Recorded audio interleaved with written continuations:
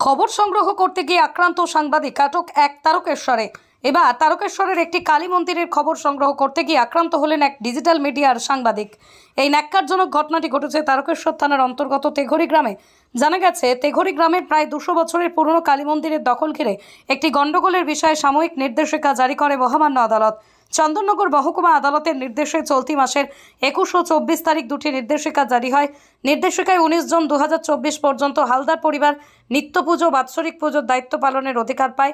আদালতের নির্দেশ অনুযায়ী আজ পুজোর কাজ শুরু করার কথা হালদার পরিবারের। আর সেই চিত্র সংগ্রহ করতে গেলেই সন্দীপ হালদার নামে ডিজিটাল মিডিয়ার সাংবাদিককে বেধড়ক মারধর করা হয় বলে অভিযোগ।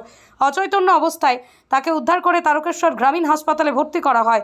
যদিও ঘটনার পর হালদার পরিবারের বিরোধীদের কাছে এখনও কোনো প্রতিক্রিয়া পাওয়া যায়নি। তবে এই ঘটনায় সরব সাংবাদিক মহল এই ন্যাক্কারজনক ঘটনার নিন্দা জানান তারা। পুলিশ সূত্রে জানা গেছে, এই ঘটনায় পরিবারের অভিযোগের ভিত্তিতেই একজনকে আটক করা হয়েছে। চটজলদি পুলিশ অ্যাকশন নেওয়ায় খুশি সাংবাদিক মহল। এই ঘটনার সাথে জড়িত বাকিদেরও শাস্তির দাবি জানান তারা। সাংবাদিক হেনস্থার এহেন কর্মকাণ্ডকে ধিক্কার জানায় খবর আরামবাগ। খবরটি ভালো লাগলে আমাদের চ্যানেলটি ফলো এবং সাবস্ক্রাইব করে পাশে থাকুন।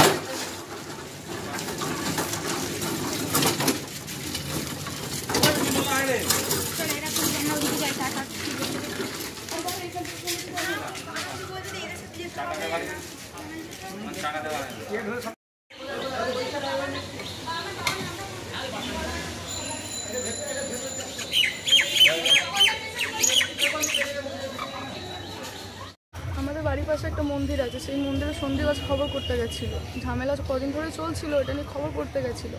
ওরা চাবিটা খুলে দিয়েছে, পুজো টুজো সব করলো, চাবিটা দিয়ে দিয়েছে আবার ওরা। সেই কারণে সন্ধ্যেতে ফোন টেনে ওকে খুব মারধর করা হয়েছে। ওখানে প্রশাসন থাকা শুদ্ধ কিচ্ছু করেনি, প্রশাসন শুধু দাঁড়িয়ে দাঁড়িয়ে দেখছিল। ওখানে কটা লোক মারধর করেছে, অশিস কর্মকার, শ্যামল গড়াম, বাবলু ঘোষ আর অরূপ ঘোষ, এরাই ধরে ওকে মারধর করেছে, ঠেলে ফেলে দিয়েছে, ফোনে ক্যামেরা ভেঙে দিয়েছে। এখন এই অবস্থায় আছে। কিভাবে বেরেছে?